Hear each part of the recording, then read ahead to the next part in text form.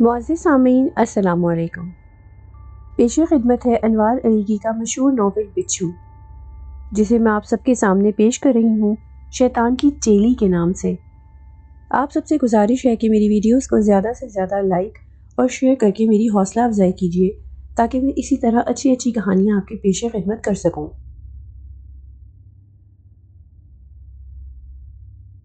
ساحل عمر کی ناک سے خون بہہ رہا تھا۔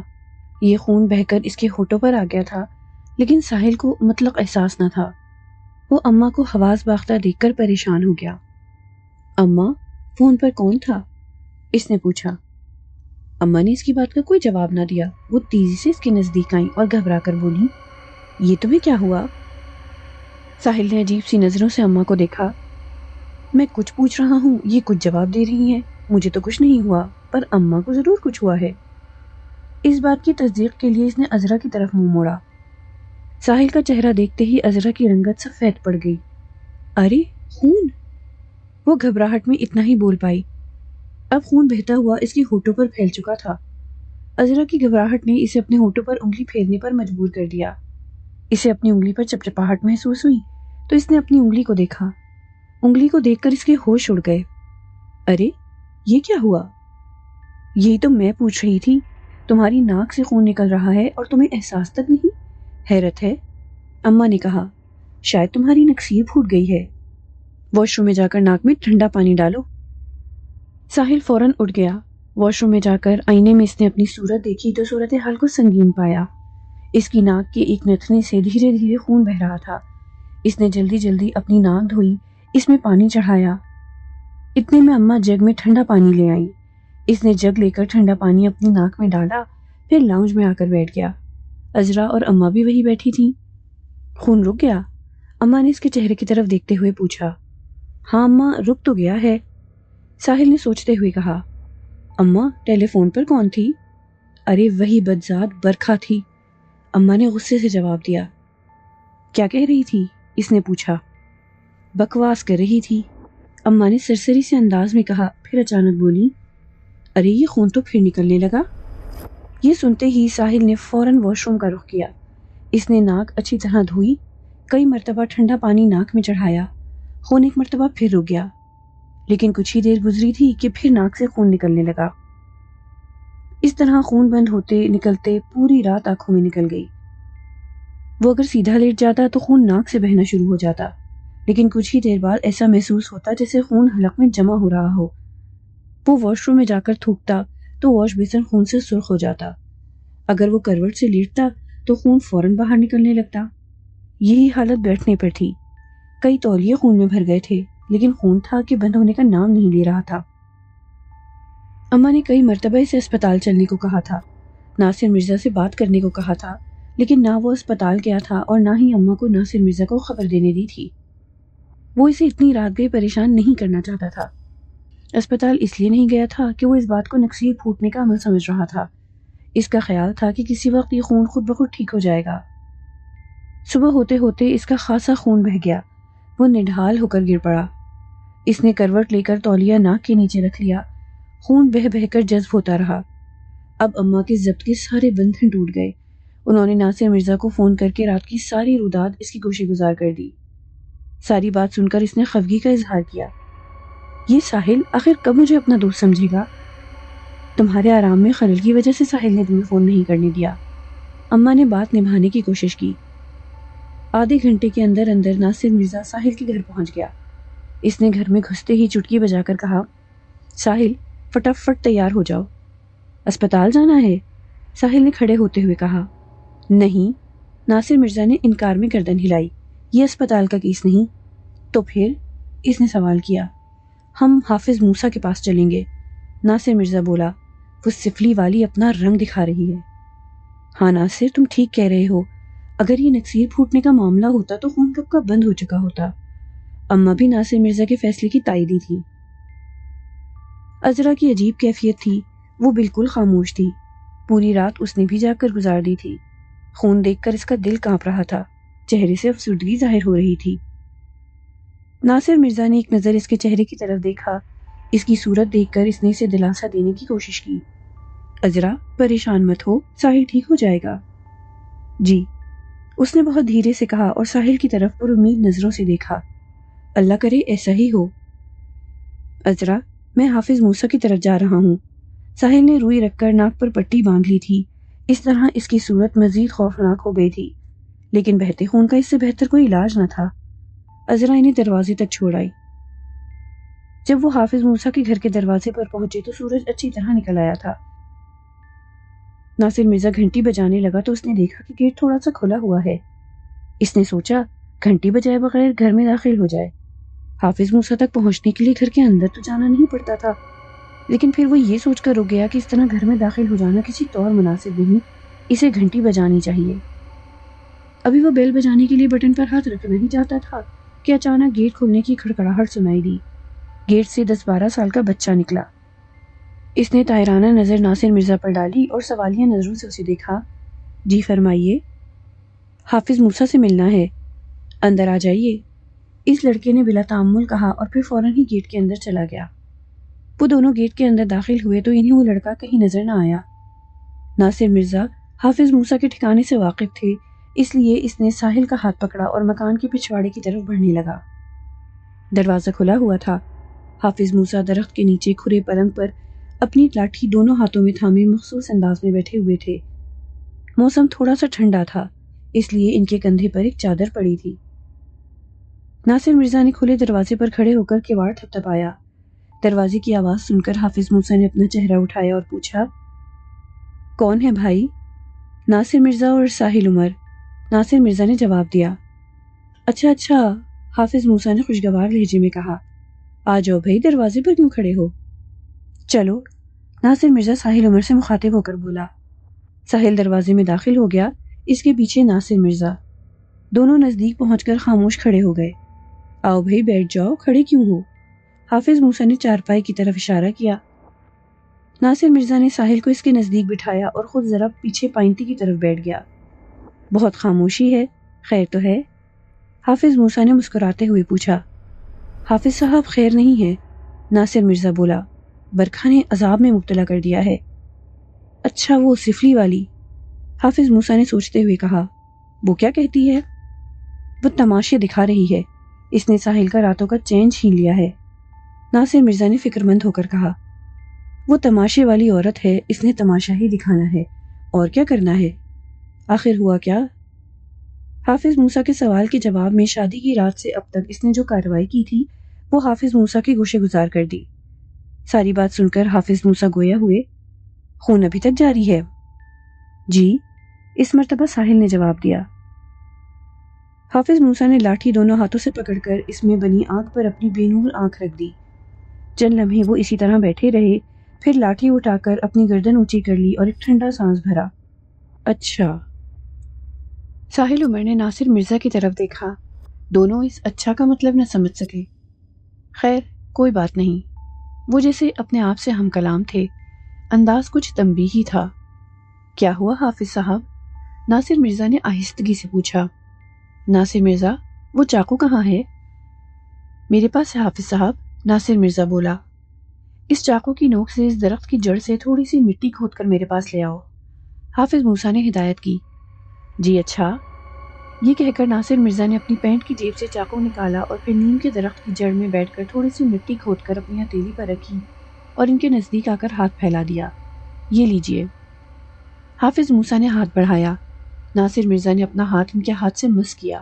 انہوں نے مٹی پر اپنی 2 انگلیاں رکھ کر کچھ پڑھا اور بولے، ناصر مرزا، اس مٹی کو ساحل کی ناک کے نزدیک کر دو۔ پھر وہ ساحل عمر سے مخاطب ہوئے، ساحل، تم نے اس مٹی کو سونگھنا ہے 3 مرتبہ، گہرے مگر آہستہ سانس لے کر۔ جی اچھا۔ ساحل نے اپنی ناک سے پٹی کھول دی، روئی ہٹائی، روئی خون سے تر ہو چکی تھی۔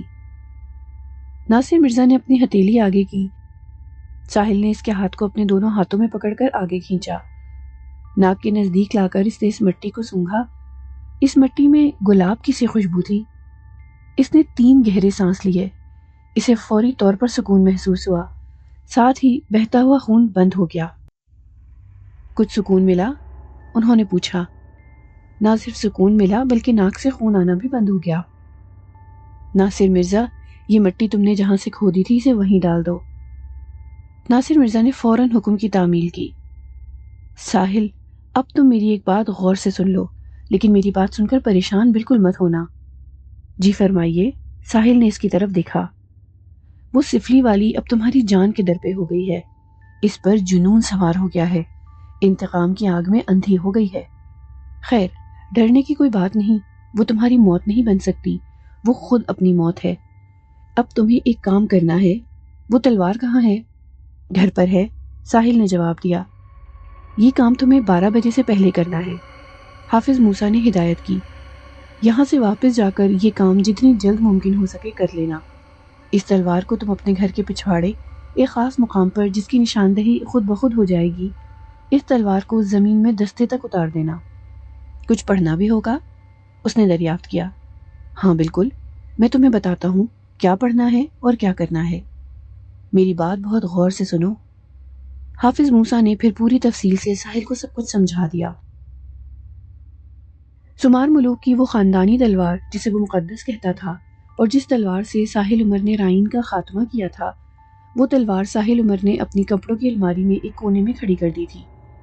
اس نے وہاں سے وہ تلوار نکالی اور اپنے مکان کے عقب میں پہنچ گیا۔ حافظ موسیٰ نے یہ نہیں بتایا تھا کہ اس تلوار کو کس جگہ زمین میں گاڑنا ہے، انہوں نے کہا تھا کہ اس بات کی نشاندہی خود بخود ہو جائے گی۔ ساحل کے مکان کا عقبی حصہ پھولوں اور کیاریوں سے بھرا ہوا تھا۔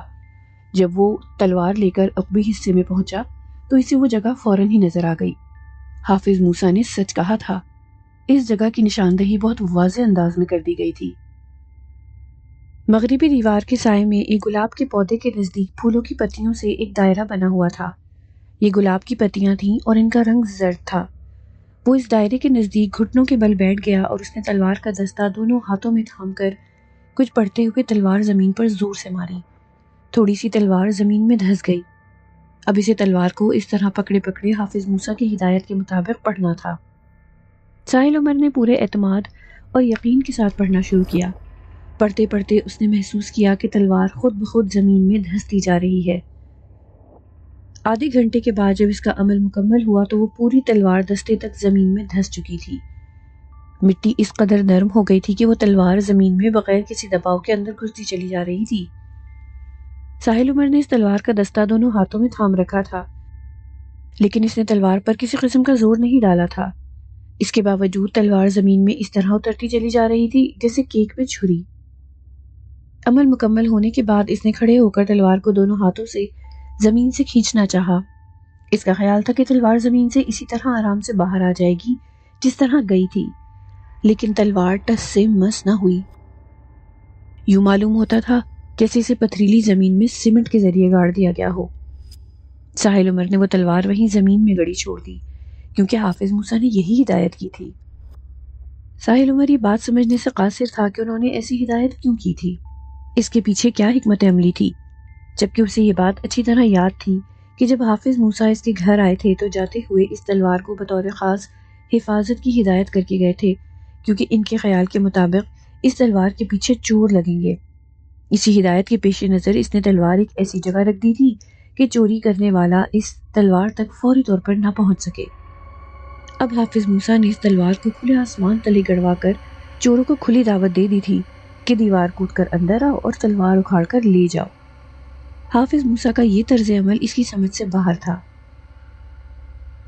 ورشا یہ بات کئی دن سے محسوس کر رہی تھی، لیکن وہ اسے اپنا وہم، کبھی آنکھوں کا فریب، نظروں کا دھوکہ سمجھ کر نظر انداز کر دیا رہی تھی۔ وہ سوچتی تھی کیونکہ یہ چیز اسے کئی مرتبہ خواب میں دکھائی دے چکی تھی، اس لیے اس کے ذہن نے خواب کو حقیقت بنا کر پیش کر دیا ہے۔ اس نے اس خواب کو 7 دن تک مسلسل دیکھا تھا۔ وہ دیکھتی تھی کہ وہ اپنے کمرے میں آئی ہے۔ جب وہ کھلے دروازے سے اپنے کمرے میں داخل ہوتی ہے تو اسے ایک شخص اپنے بیڈ پر لیٹا دکھائی دیتا ہے، جو اس کے کمرے میں داخل ہونے کے بعد فوراً اٹھ کر بیٹھ جاتا ہے، اسے بڑی محبت سے دیکھتا اور پھر وہ اگلی دروازہ کھول کر کمرے میں چلا جاتا۔ یہ کمرہ کبھی برکھا کا بیڈ روم ہوتا تھا۔ مناف کو قتل کرنے کے بعد برکھا نے اپنا بیڈ روم تبدیل کر لیا تھا۔ اب اس کا بیڈ روم اس کمرے کو چھوڑ کر دوسرے کمرے میں تھا۔ 3 دن تک جب ورشا کو یہ خواب بغیر کسی فرق کے نظر آتا رہا تو اس نے اس کا ذکر اپنی ماں سے کیا۔ یہ خواب سن کر برکھا کے چہرے پر پریشانی کے آثار ہویدا ہو گئے۔ اس نے کریت کریت کر اس شخص کا حلیہ پوچھا۔ ورشا نے جب اس شخص کا حلیہ بتایا تو برکھا کے جسم پر سنسنی سی دوڑ گئی۔ اوہ! برکھا نے ٹھنڈا اور گہرا سانس لیا۔ ممی کیا ہوا؟ ورشا نے پوچھا۔ ورشا، کیا تو اس شخص کو نہیں جانتی؟ برکھا نے سوال کیا۔ ممی، میں اگر جانتی ہوتی تو آپ کو فوراً اس کا نام بتاتی، آپ کو اس کا حلیہ پوچھنے کی ضرورت نہیں پڑتی۔ وہ تیرا نانا ہے، برکھا نے بڑے پراسرار انداز میں بتایا۔ ہیں؟ وہ میرے نانا ہیں؟ میں نے انہیں کبھی نہیں دیکھا، ہمارے گھر میں تو ان کی کوئی تصویر بھی نہیں۔ میں حیران ہوں کہ اتنی طویل مدت کے بعد اس نے تیرے خوابوں میں کیوں آنا شروع کیا ہے؟ وہ فکر مند تھی۔ ممی، حیران ہو یا پریشان؟ ورشا نے سوال کیا۔ میں حیران بھی ہوں اور پریشان بھی، کیونکہ اس کا مسلسل تیرے خواب میں آنا کسی خطرے سے خالی نہیں۔ ممی، آپ کو اپنے باپ سے کس طرح کا خطرہ ہو سکتا ہے؟ ورشا نے پوچھا، وہ بھی مرے ہوئے باپ سے۔ کیا تو نہیں جانتی؟ برکھا نے اسے عجیب سی نظروں سے دیکھا۔ نہیں، مجھے کیا معلوم؟ ورشا نے معصومیت سے کہا۔ میں نے تجھے بتایا تو تھا کہ میں نے اپنے باپ کو مار دیا تھا، اسے بھینٹ چڑھا دیا تھا۔ ہاں، یہ بات تم نے بتائی تھی۔ ممی، تم نے تو میرے باپ کو بھی قتل کر دیا تھا، میں اس قتل کی چشمدید گواہ ہوں۔ ورشا کی نظروں میں فوراً وہ منظر آ گیا جب اس نے اپنے باپ کو خون میں نہایا ہوا دیکھا تھا۔ ہاں، میں نے اسے بھی مار دیا تھا، برکھا نے بڑی لاپرواہی سے کہا۔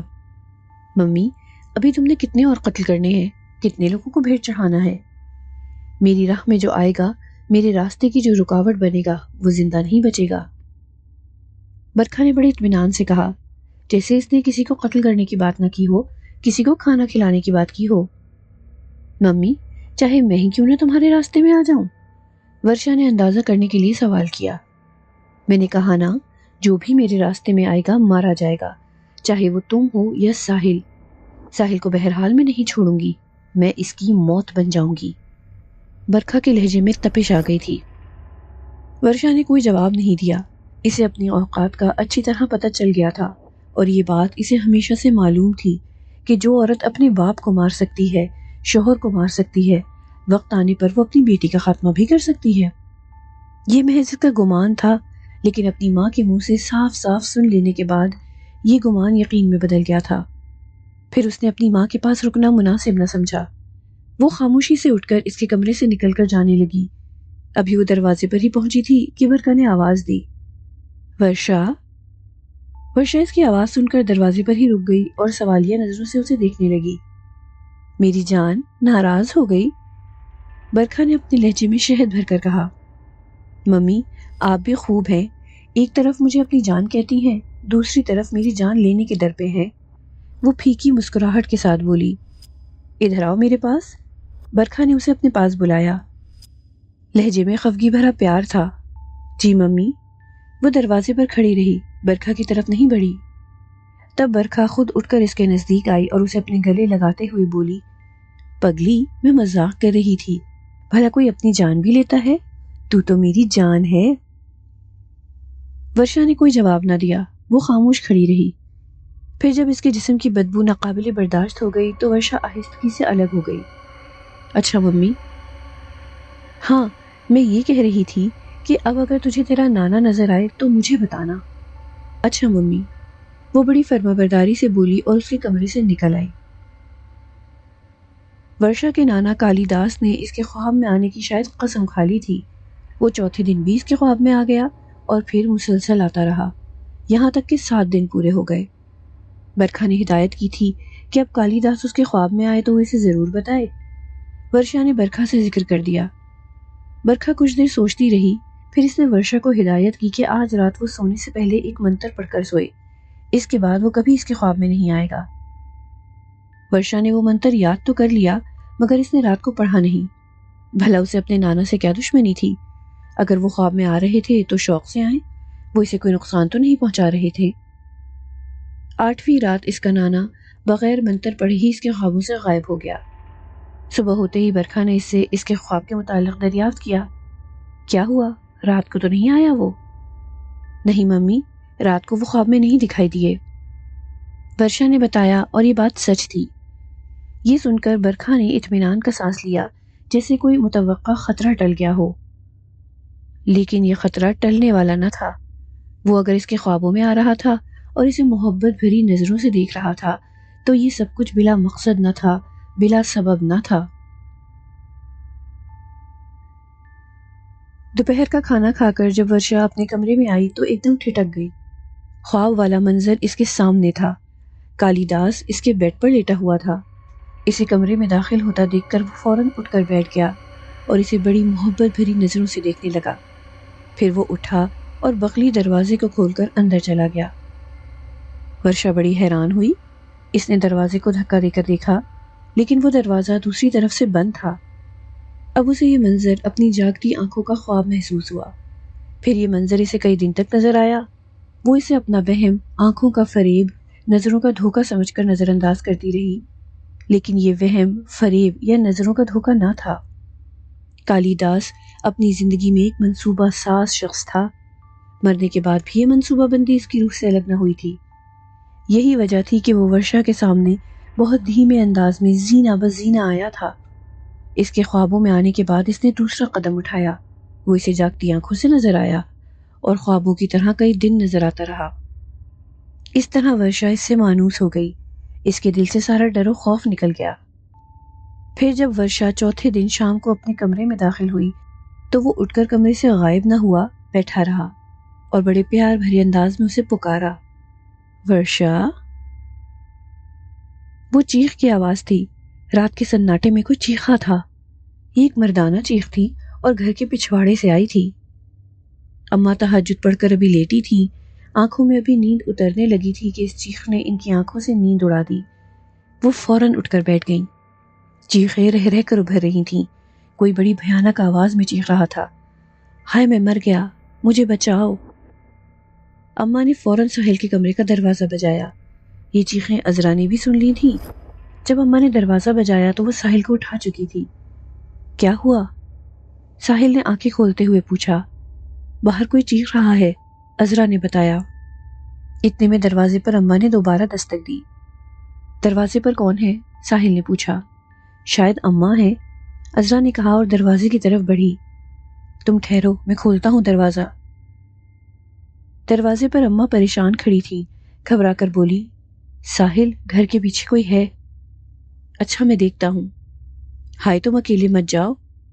اماں میں لائٹ جلا کر پہلے کھڑکی سے دیکھتا ہوں پھر باہر جاؤں گا۔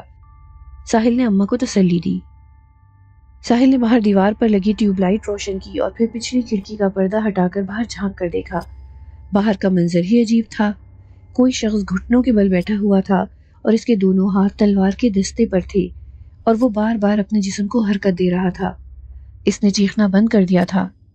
جیسے ہی لائٹ جلی اس نے مڑ کر گھر کی طرف دیکھا۔ تب ساحل نے اسے فوراً پہچان لیا۔ وہ خبیث واسم تھا اور تلوار چرانے آیا تھا۔ ساحل نے پہلی بار اس شخص کو اس وقت دیکھا تھا جب ورشا اسے ہاکس بے پر لے گئی تھی۔ پھر یہ شخص ساحل کو اغوا کر کے چتر و بھیل کے استھان پر لے گیا تھا۔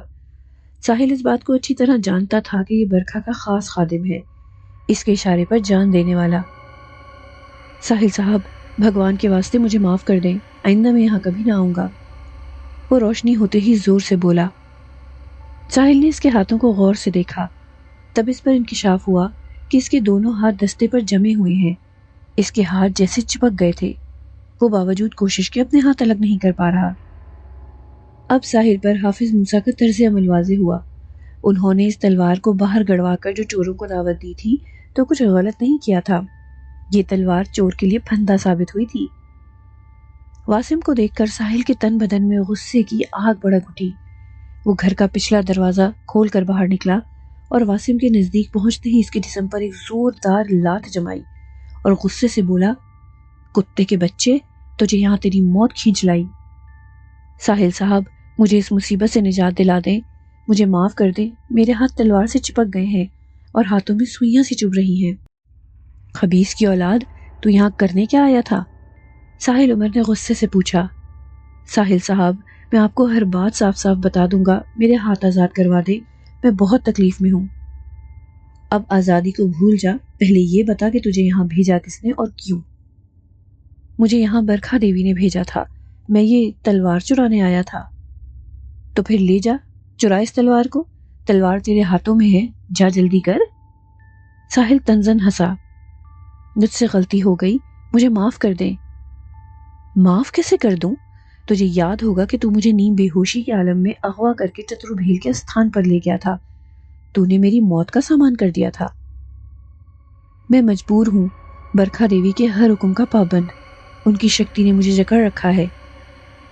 اگر وہ اتنی شکتی والی ہے تو اسے آواز دے کر جھوٹ کیوں نہیں جاتا؟ واسم نے کوئی جواب نہ دیا۔ وہ کیا جواب دیتا؟ اگر آزاد ہونا اس کے اختیار میں ہوتا تو وہ کب کا یہاں سے جا چکا ہوتا۔ اچھا ایک بات بتا، دیکھ بالکل سچ سچ بتانا۔ میں ہر بات سچ بتاؤں گا، آپ پوچھیں، بس مجھے اس عذاب سے نجات دلوا دیں۔ کچھ عرصے پہلے کلفٹن کے پلے لینڈ سے ایک لڑکی اغوا ہوئی تھی جس کی لاش بعد میں جھاڑیوں سے ملی تھی۔ اس لڑکی کا اغوا بھی تو نے کیا تھا؟ ناصر مرزا کی بھتیجی کی بات کر رہے ہیں؟ واسم نے سوال کیا۔ ہاں، ساحل بولا۔ اس لڑکی کے اغوا میں نے مدد کی تھی، اغوا میں نے نہیں کیا تھا، اغوا سونا نے کیا تھا۔ یہ سونا کون ہے؟ میری طرح وہ بھی برکھا دیوی کی چیلی ہے، ہم دونوں نے مل کر برکھا دیوی کے لیے بہت کام کیے ہیں۔ ناصر مرزا کی بھتیجی کو قتل کس نے کیا؟ قتل میں نے نہیں کیا، میں صرف اس کی لاش پھینکنے کا ذمہ دار ہوں۔ قتل کس نے کیا تھا؟ ساحل نے غصے سے پوچھا۔ وہ برکھا دیوی کے ہاتھوں مری۔ ٹھیک ہے، اب تم یہاں صبح تک آرام سے بیٹھو، چند گھنٹوں کی بات ہے، صبح تمہارا حساب کتاب ہوگا۔ حساب کتاب تو تمہارا اب بھی ہو سکتا ہے، لیکن اتنی رات گئے میں ناصر مرزا کو پریشان نہیں کرنا چاہتا۔ تم ناصر مرزا کے مجرم ہو، تم میرے بھی مجرم ہو، تمہیں اب سزا بھگتنا ہوگی۔ یہ کہہ کر ساحل واپس مڑا۔ اس نے پوری اطمینان سے گھر کا پچھلا دروازہ بند کیا اور اپنے بیڈ پر آ کر لیٹ گیا۔ دروازہ بند کرتے ہوئے اس نے اس کی فریاد سنی تھی۔ ساحل عمر صاحب ایسا نہ کریں، مجھے معاف کر دیں، میں پھر کبھی… لیکن اس نے ایک مجرم کی فریاد پر کان نہیں دھرے تھے اور دروازہ دھاڑ سے بند کر دیا تھا۔ یہ تو حافظ موسیٰ کی مہربانی تھی، ایک موذی اتنی آسانی سے ان کے چنگل میں پھنس گیا تھا۔ ساحل پھر صبح تک چین سے سو نہ سکا۔ وہ وقفے وقفے سے اٹھ کر دیکھتا رہا۔ اسے یہ بھی خوف تھا کہ کہیں ایسا نہ ہو کہ کسی طرح اس کے ہاتھ آزاد ہو جائیں۔ توقع یہی تھی کہ اب وہ آزاد نہیں ہو سکے گا۔ اگر آزاد ہونا ممکن ہوتا تو وہ تلوار کی گرفت میں ہی کیوں آتا؟ وہ جب بھی اسے اٹھ کر دیکھتا اسے کرب میں مبتلا پاتا۔ اب وہ تلوار کے دونوں طرف ٹانگیں پھیلا کر بیٹھ گیا تھا۔ صبح تڑکے ہی اس نے ناصر مرزا کو فون کیا۔ کافی دیر گھنٹی بجنے کے بعد اسے نیند میں ڈوبی ہوئی ناصر مرزا کی آواز سنائی دی۔ ہیلو، کون؟ ناصر، ساحل بول رہا ہوں۔ بھائی، حافظ موسیٰ نے تو کمال کر دیا۔ کیا ہوا؟ ناصر مرزا ایک دم چونک کر بیٹھ گیا۔ کیا تم نے تلوار والا عمل کر دیا تھا؟ ہاں بھائی، عمل بھی کر دیا تھا اور اس کا رزلٹ بھی فوری طور پر سامنے آ گیا۔ ایک چوہا پکڑا گیا، ساحل نے خوش ہو کر کہا۔ چوہا پکڑا گیا؟ کیا مطلب؟ ناصر مرزا نے وضاحت چاہی۔ بس تم فوراً آ جاؤ۔ میں ابھی آ جاتا ہوں، لیکن کچھ بتاؤ تو۔ واسم تلوار چرانے آیا تھا، اس تلوار نے اس کے ہاتھ جکڑ لیے۔ جانتے ہو یہ واسم کون ہے؟ برکھا کا کوئی خاص بندہ ہوگا؟ ہاں، اس کا خاص آدمی ہے، میں نے اسے بہت کچھ اگلوا لیا ہے۔ اسی خبیث نے تمہاری بھتیجی کو اغوا کیا تھا اور… بس میرے لیے اتنا کافی ہے، میں فوراً آ رہا ہوں۔ ناصر مرزا اس کی بات کاٹ کر بولا۔ تم ذرا اس کا خیال رکھنا، دیکھو وہ بھاگنے نہ پائے۔ پھر ناصر مرزا نے اس کا جواب سنے بغیر ٹیلی فون بند کر دیا۔ برکھا اپنے کمرے میں بڑی بے چینی سے ٹہل رہی تھی۔ اس وقت دن کے 12 بجے تھے، لیکن واسم ابھی تک نہیں آیا تھا۔ ایسی کوتاہی تو اس سے کبھی نہ ہوئی تھی۔ اگر کسی وجہ سے کام نہیں ہو سکا تھا تو وہ اسے ٹیلی فون ضرور کر دیتا۔ وہ خود آیا نہ اس کا ٹیلی فون آیا تھا۔ کہیں وہ پکڑا تو نہیں گیا؟ یہ خیال کئی بار اس کے ذہن میں آیا تھا، لیکن وہ اس خیال کو سختی سے ذہن سے جھٹک دیتی تھی۔ اس نے واسم کو جو منتر پڑھا کر بھیجا تھا وہ ایسا تھا کہ بغیر کسی کی نظروں میں آئے وہ پورے گھر میں گھوم سکتا تھا۔ دیکھے جانے کی صورت میں وہ منتر پڑھ کر دیکھنے والے کو وقتی طور پر اندھا کر سکتا تھا۔ اسے کوئی گرفت میں نہیں لے سکتا تھا، لیکن برکھا کو یہ نہیں معلوم تھا کہ اس نے واسم کو جو چیز چرانے بھیجا ہے وہ دیوار پھلانگ کر اندر پہنچتے ہی ٹارچ کی روشنی میں خود بخود چمک اٹھے گی، اور اتنی آسانی سے اس چیز کے مل جانے کی خوشی میں وہ لپک کر اس کا دستہ پکڑ لے گا، اور کسی کی گرفت میں نہ آنے والا اس چیز کی گرفت میں آ جائے گا جسے وہ چرانے آیا تھا۔ وقت تیزی سے گزر رہا تھا اور برکھا کی بے قراری بڑھتی جا رہی تھی۔ اضطراری کیفیت میں وہ گھر کے گیٹ تک چلی گئی۔ گیٹ کھول کر وہ باہر نکلی اور اس نے یوں ہی دائیں بائیں سڑک کی طرف دیکھا۔ تب اس کی خوشی کا ٹھکانہ نہ رہا۔ واسم سامنے سے چلا آ رہا تھا۔ اس نے اپنے دونوں ہاتھ پینٹ کی جیب میں ڈالے ہوئے تھے اور سر جھکائے برکھا کے گھر کی طرف بڑھ رہا تھا۔ پھر اس نے گیٹ کے نزدیک پہنچ کر برکھا پر ایک نظر ڈالی اور خاموشی سے گیٹ میں داخل ہو گیا۔ برکھا نے اس کے اندر جاتے ہوئے حیرت سے دیکھا۔ وہ جلدی سے اندر آئی۔ اس نے پلٹ کر گیٹ بند کیا اور کسی قدر غصے سے پکاری، واسم۔ واسم آگے جاتے جاتے ایک دم رک گیا۔ کیا ہوا؟ اس نے غصے سے پوچھا۔ تلوار کہاں ہے؟ واسم نے جواب میں خاموشی سے اپنے دونوں ہاتھ جیب سے نکالے اور اس کے سامنے کر دیے۔ جب برکھا کی نظر اس کے دونوں ہاتھوں پر پڑی تو وہ بے اختیار چیخ اٹھی۔ نہیں! واسم کے دونوں ہاتھ کٹے ہوئے تھے۔ اس کے دونوں کٹے ہاتھوں پر پٹیاں بندھی تھیں۔ تیرے ہاتھ کہاں غائب ہو گئے؟ یہ کیسے ہوا؟ وہ پریشان ہو کر بولی۔ آ میرے ساتھ اندر آ۔ وہ اسے اپنے بیڈ روم میں لے گئی اور ایک کرسی کی طرف اشارہ کر کے بولی، ہاں بتا تیرے ہاتھ کیسے کٹے؟ میں نے تو تجھے تلوار لینے بھیجا تھا۔ برکھا جی، میں آپ کے حکم کے مطابق تلوار ہی لینے گیا تھا۔ میں ساحل عمر کے گھر میں جیسے ہی کودا اور ٹارچ کی روشنی راستہ دیکھنے کے لیے ادھر ادھر ڈالی تو وہ تلوار مجھے چمکتی ہوئی نظر آ گئی۔ وہ تلوار باہر ہی گھر کے پچھواڑے زمین میں دستے تک گڑی ہوئی تھی۔ میں اسے دیکھ کر خوش ہو گیا کہ چلو کام آسان ہو گیا، ورنہ پورے گھر میں جانے کہاں کہاں تلاش کرنا پڑتا۔ خیر، میں نے جیسے ہی دونوں ہاتھوں سے اس کا دستہ پکڑ کر کھینچا وہ تلوار ٹس سے مس نہ ہوئی، البتہ میرے ہاتھ دستے سے ضرور چپک گئے اور ہاتھوں میں سوئیاں سی چبھنے لگی۔ تکلیف اتنی بڑھی کہ میرے منہ سے باوجود ضبط کی چیخیں نکلنے لگی۔ میری چیخیں سن کر ساحل عمر باہر نکل کر آ گیا۔ وہ مجھے اس طرح شکنجے میں جکڑے دیکھ کر بہت خوش ہوا۔ میں نے اس کی بہت خوشامد کی کہ وہ کسی طرح میرے ہاتھ آزاد کروا دے، مگر وہ منہ موڑ کر گھر میں چلا گیا اور پھر اس نے صبح تڑکے ہی ناصر مرزا کو بلا لیا۔ ناصر مرزا بہت غصے میں تھا۔ پہلے تو اس نے مجھے کئی ٹھوکریں ماری، پھر اپنے چاقو سے میرے دونوں ہاتھ کاٹ دیے۔ یہ کہہ کر واسم کی آنکھوں میں آنسو آ گئے۔ وہ بھوں بھوں کر کے رونے لگا۔ چپ ہو جا! برکھا غصے سے چیخی۔ مرد ہو کر روتا ہے؟ یہ بتا تو نے اسے کچھ بتایا تو نہیں؟ نہیں برکھا جی، اس نے اپنی آستین سے آنسو پونچھتے ہوئے کہا، مجھ سے قسم لے لیں میں نے آپ کے بارے میں، اپنے بارے میں اور سونا کے بارے میں کچھ نہیں بتایا۔ اس نے سفید جھوٹ بولا۔ یہ تو نے بہت اچھا کیا، تجھ سے یہی امید تھی۔ تو فکر مت کر، میں ناصر مرزا سے ایسا انتقام لوں گی کہ وہ زندگی بھر یاد رکھے گا۔ اس نے تیرے ہاتھ کاٹے ہیں، اس کی آنکھیں نکال لوں گی۔ برکھا نے تسلی دی۔ ایک اور بات برکھا جی، واسم نے جھجکتے ہوئے کہا، انہوں نے مجھ سے سونا کو بھی فون کروایا تھا۔ فون؟ برکھا اس طرح بولی جیسے کسی کا خون ہو گیا ہو۔ وہ لوگ سونا کو کیا جانے؟ ساحل عمر نے تو سونا کو دیکھا تھا، اس نے یاد دلایا۔ واسم، کیا وہ تیری موجودگی میں وہاں پہنچ گئی تھی؟ برکھا نے پوچھا۔ مجھے انہوں نے آزاد ہی اس وقت کیا جب وہ ان کے چنگل میں پھنس گئی۔ اوہ، اس نے ان کے سامنے سب کچھ اگل دیا ہوگا۔ برکھا ایک دم فکر مند ہو گئی۔ نہیں برکھا جی، سونا اتنی کچی نہیں، وہ ہرگز انہیں کچھ نہیں بتائے گی۔ واسم نے جھوٹی تسلی دی۔ یہ تو مجھے بساط ہی الٹتی نظر آ رہی ہے، وہ جیسے اپنے آپ سے بولی۔ واسم خاموش رہا۔ سونا اس وقت کہاں ہوگی؟ اس نے واسم سے سوال کیا۔ کہیں انہوں نے اس کو پولیس کے حوالے نہ کر دیا ہو؟ واسم نے اپنی رائے کا اظہار کیا۔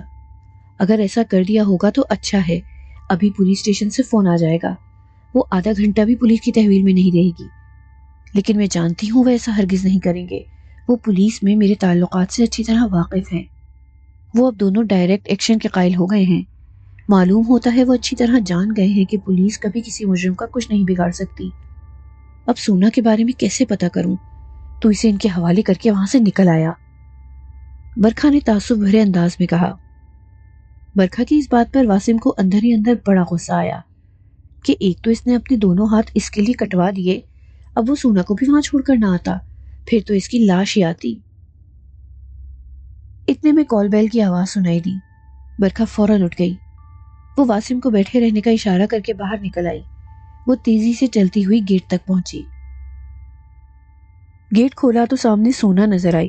اس کے چہرے پر کرب کے آثار تھے اور اس کے دونوں ہاتھ پشت پر تھے۔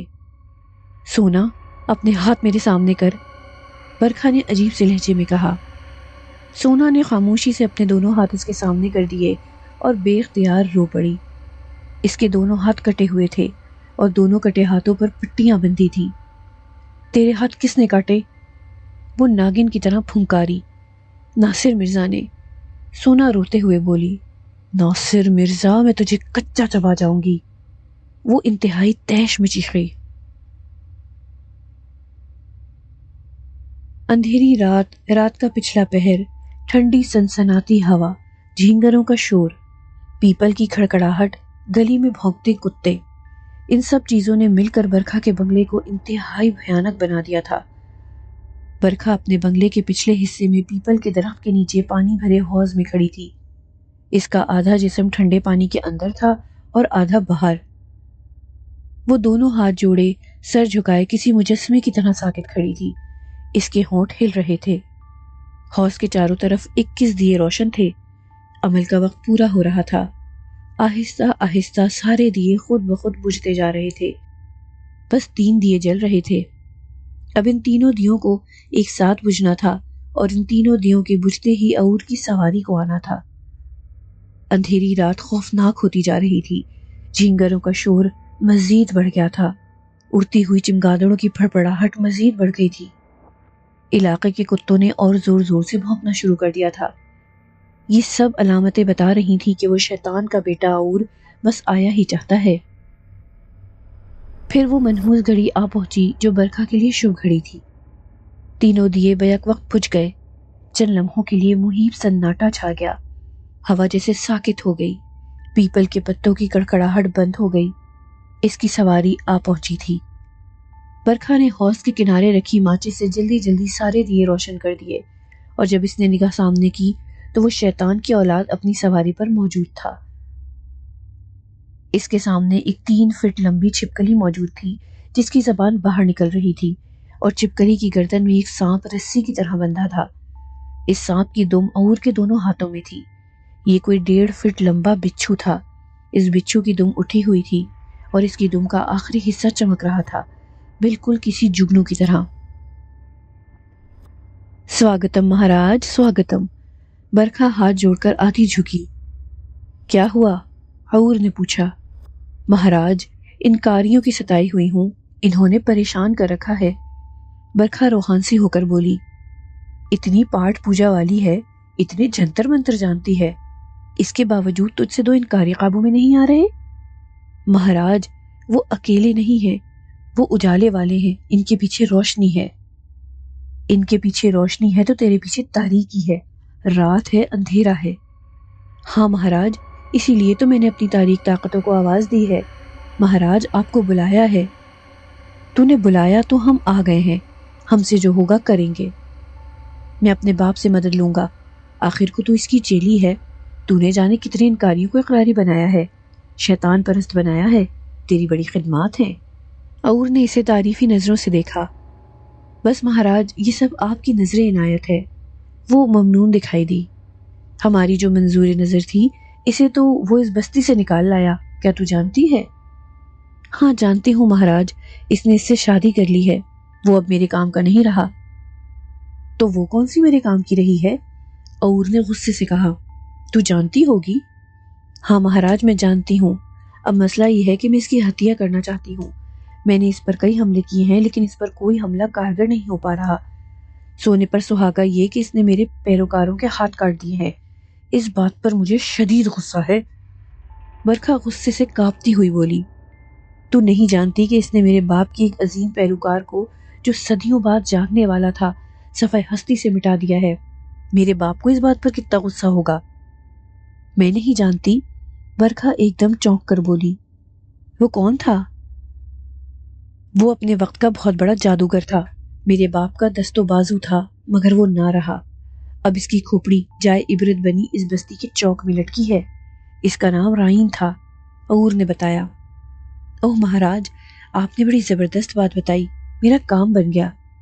مہاراج، مجھے اس عظیم جادوگر کی کھوپڑی بھجوا دیں، پھر میں ان سارے انکاریوں کو دیکھ لوں گی، ایک ایک کر کے سب کے حساب چکا دوں گی۔ رائن کی کھوپڑی تجھے مل جائے گی، یہ کوئی مسئلہ نہیں۔ اور بول۔ بس مہاراج، آپ نے میرا جی خوش کر دیا، آپ میرے لیے حکم کریں۔ تو اپنی بیٹی کا حال بتا، اسے بھی کچھ سکھا رہی ہے یا اسے ناواقف ہی رکھے گی؟ مہاراج، وہ بڑے اڑیل مزاج کی ہے، اچھی خاصی چلتے چلتے رک جاتی ہے۔ میں نے اسے کافی کچھ سکھا دیا ہے لیکن وہ اس پر عمل نہیں کرتی، اسے مار مار کر چلانا پڑتا ہے۔ برکھا نے خفگی سے کہا، اس کی خبر رکھ، کہیں وہ انکاریوں میں سے نہ ہو جائے۔